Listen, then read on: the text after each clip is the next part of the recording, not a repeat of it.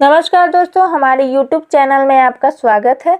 आज हम लोग उत्तरी छोटा नागपुर प्रमंडल में आगे बढ़ते हुए रामगढ़ जिला के बारे में पढ़ेंगे। चलिए स्टार्ट करते हैं।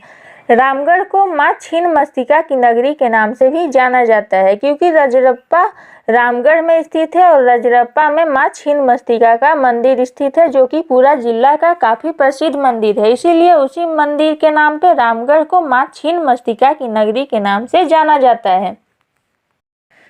इसका स्थापना 12 सितंबर 2007 को हजारीबाग जिले से अलग करके किया गया था और हम लोग पहले पढ़ चुके हैं कि यह 24वां जिला के रूप में अस्तित्व में आया, तो यह राज्य का सबसे नवीनतम जिला है। अब इसका सीमाएं देखेंगे तो यह रांची, हजारीबाग और बोकारो जिला और पश्चिम बंगाल राज्य से घिरा हुआ है। समुद्र तल से इसकी ऊंचाई 652 मीटर है और अगर इसको फीट में चेंज कीजिएगा तो 2139 फीट आएगा। रामगढ़ का कुल क्षेत्रफल 1360.08 किलोमीटर स्क्वायर है और यह क्षेत्रफल की दृष्टि से राज्य का सबसे छोटा जिला है। ये बात बहुत इम्पोर्टेंट है, याद रखिएगा कि राज्य का सबसे छोटा जिला क्षेत्रफल की दृष्टिकोण से रामगढ़ है और इसका कुल क्षेत्रफल 1360.08 किलोमीटर स्क्वायर है। यहाँ का वाहन निबंध संख्या JH24 है। यहाँ अनुमंडलों की कुल संख्या 1 है, वह है रामगढ़। और जिला निर्माण के समय यहाँ प्रखंडों की संख्या 4 थी, लेकिन वर्तमान समय में प्रखंडों की संख्या 6 है। वह 6 प्रखंड का नाम हम लोग देख लेते हैं, तो वह है रामगढ़, गोला, मंडू, पतरातू, दुलमी और चितरपुर। बाद में बनने वाले प्रखंड दुलमी और चितरपुर हैं। पहले रामगढ़, गोला, मंडू और पतरातू थे, लेकिन उसके बाद दुलमी और चितरपुर बने, इसलिए अब वर्तमान समय में प्रखंडों की संख्या 6 हो गया, लेकिन जिला निर्माण के समय प्रखंडों की संख्या 4 ही था। यहाँ विधानसभा क्षेत्रों की संख्या 2 है, वह है मांडू और रामगढ़। वर्तमान समय में मांडू से MLA जयप्रकाश भाई पटेल हैं, जो कि बीजेपी से हैं, और रामगढ़ से ममता देवी हैं, जो कि कांग्रेस से हैं। यहाँ लोकसभा संसदीय क्षेत्र 1 है, वह है हजारीबाग। हजारीबाग से वर्तमान समय में MP जयंत सिन्हा हैं, जो कि बीजेपी से हैं। यहाँ की प्रमुख नदियाँ हैं दामोदर, भैरवी। भैरवी नदी को भेड़ा नदी के नाम से भी जाना जाता है, कोनार और सपही। अब ऐतिहासिक स्मारक हम लोग देखते हैं, तो यहाँ का ऐतिहासिक स्मारक है महात्मा गांधी समाधि स्थल, मेगालिथ स्थल जो कि गोला में स्थित है, रामगढ़ राज का किला और गढ़बांध का किला। यहाँ का प्रमुख धार्मिक स्थान है रजरप्पा स्थित मां छिन्नमस्तिका देवी का मंदिर, कैथा का शिव मंदिर, टूटी झरना शिव मंदिर, वैष्णो देवी मंदिर और पोना पर्वत धाम।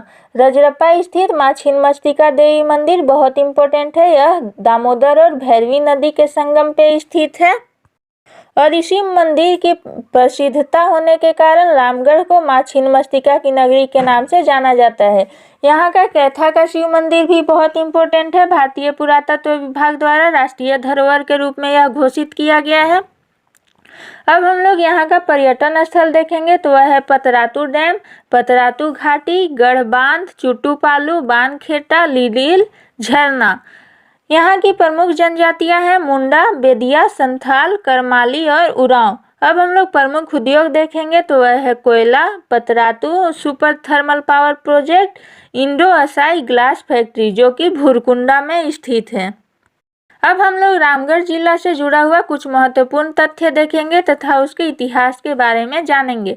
तो रामगढ़ में राम शब्द मुर्रम से लिया गया है और गढ़ शब्द बेलूगढ़ से लिया गया है, तो यही 2 शब्द से मिलकर रामगढ़ बना, मुर्रम और बेलूगढ़। मुर्रम से राम शब्द और बेलूगढ़ से गढ़ शब्द, तो राम और गढ़ मिलकर रामगढ़ हो गया।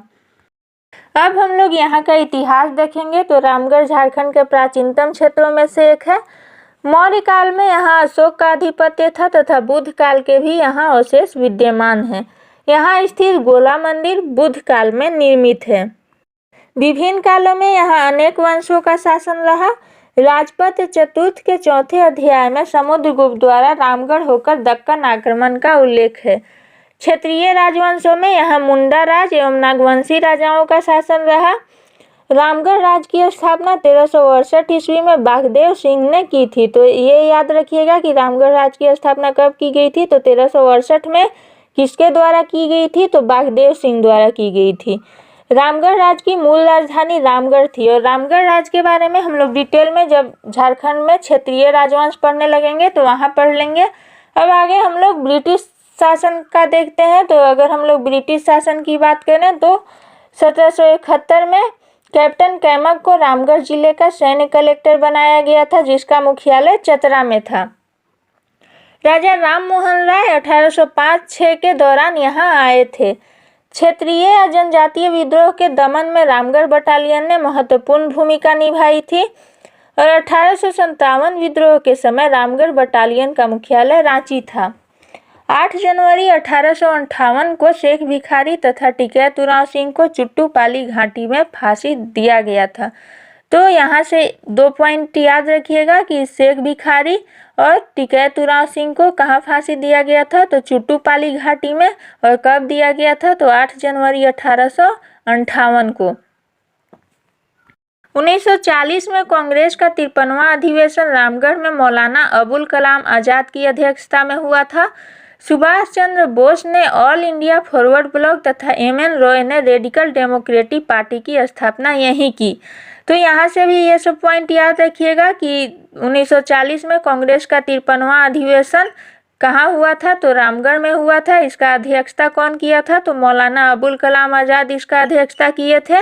और Subhas Chandra Bose all India forward bloc का स्थापना किए थे और M N. Roy radical democratic party का स्थापना यहीं किए थे।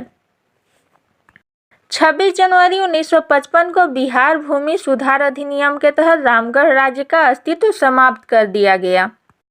अब हम लोग कैथा का शिव मंदिर के बारे में जानते हैं। तो भारतीय पुरातत्व विभाग द्वारा राष्ट्रीय धरोहर घोषित किए गए कैथा का प्राचीन शिव मंदिर का इतिहास लगभग 350 साल पुराना है।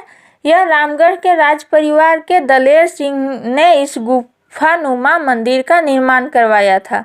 तो कैथा का शिव मंदिर का निर्माण किसने करवाया था, तो रामगढ़ राज परिवार के दलेर सिंह द्वारा करवाया गया था।